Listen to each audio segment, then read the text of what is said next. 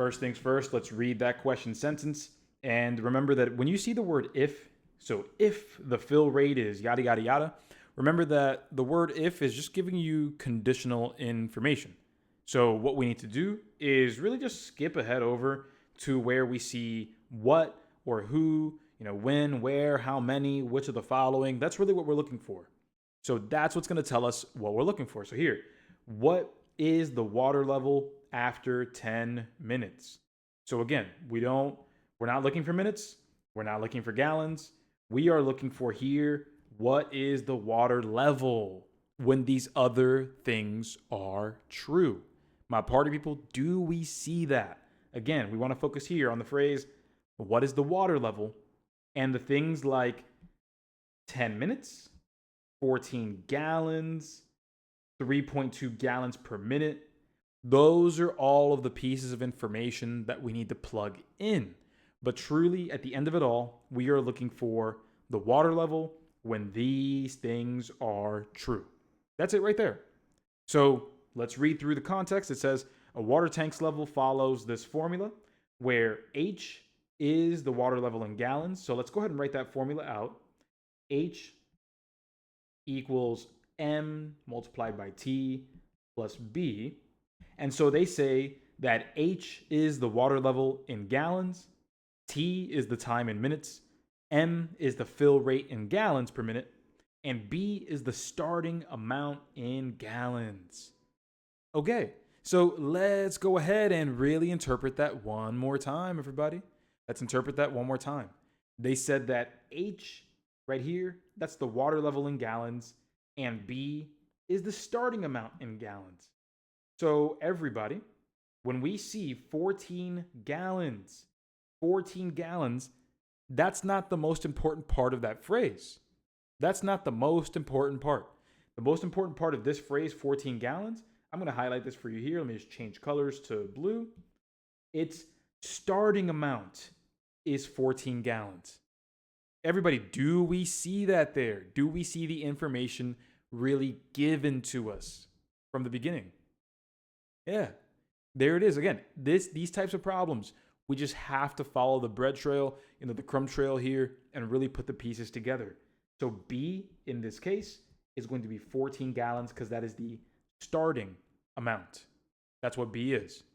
Then what they say is that T is in minutes. So everybody, how many minutes shall we replace T with?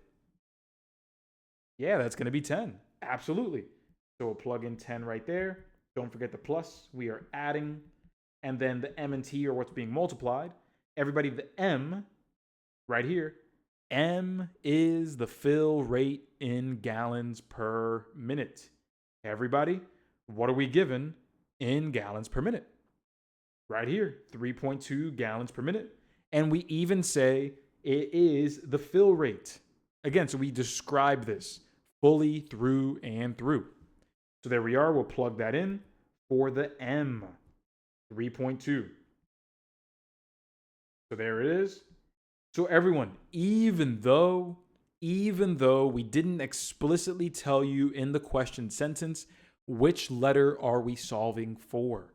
Even though we didn't explicitly say it in the question sentence, yeah, we're looking for H. We're looking for H. Notice we were given everything else except for H. And that represents, again, H represents the water level in gallons. What is the water level? That's H right there. So with that, here we go. Let's figure out what H is going to be. First, we're going to multiply 3.2 and 10. So here we are, 3.2 multiplied by 10. We're going to use our rules for decimals. But here we are, 2 multiplied by 0, that's going to be 0. 3 multiplied by 0, same thing. We'll move over to the next placeholder. So we'll have 2 multiplied by 1, which is 2. 3 multiplied by 1, which is 3. We'll add these together, and that's going to give us 320. But in this case, we have over here 1 decimal value being used, or 1 decimal place value. So we'll bring 1 back. And there we are. It gives us 32 gallons. But my party people, what do we want to not do? We want to not get ahead of ourselves. We want to understand that just because we did one calculation and got one value that may look like it's an answer option, we have got to make sure we follow through with our plan. What was that plan? Right here. Multiply these together and then add 14. Don't forget to add that 14. So right over here, we have 32 plus 14. And being calm, cool, and collected makes the difference between quickly picking the wrong answer versus seeing what the right answer is. And in this case, my friends, that is going to be answer choice B. 46 gallons. Right there after all of that. All right, let's handle this next one. So it says here that if the ratio of m to n, let's not get those, jumbled up in our mouths. So if the ratio of m to n is 1 to 6 and n equals 42, what is m? Okay, so what we're going to do here is to set this up, we're going to make sure we have the right setup in terms of the comparison. They say m first and 1 first over here. So when we set up our little fraction equals a fraction, again, that's what a proportion is. We'll make sure that m and 1 are lined up in the same place. And then because n is second and 6 is second, we'll have n and 6. Now they tell us here that n, this one over here, is 42.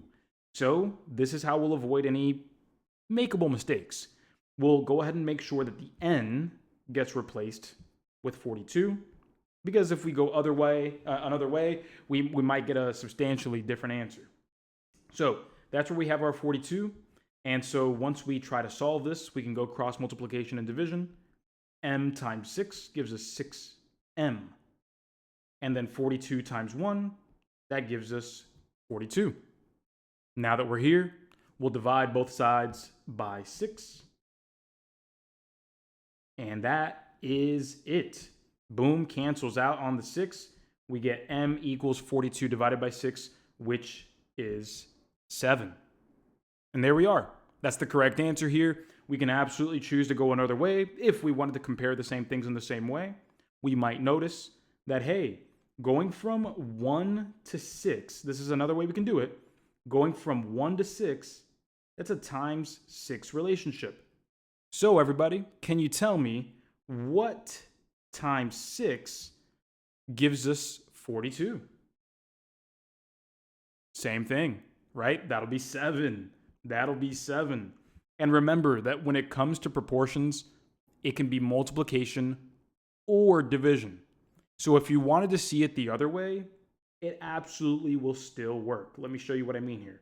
Let me just move all of this down and all of this down as well. All right, so here we can say, hey, from 6 to 1, that's divide by 6. So from 42 to the answer, that's division of 6. 42 divided by 6, yeah, indeed does give us 7. We also have the option of going from here to here. 6 times 7 is 42. So if we go right to left on the bottom, we can definitely go right to left on the top. 1 times 7 is 7. So again, when the numbers are convenient, if they are, you can absolutely take advantage of that and do some quick mental math instead of doing some larger cross multiplication and division. So there we are.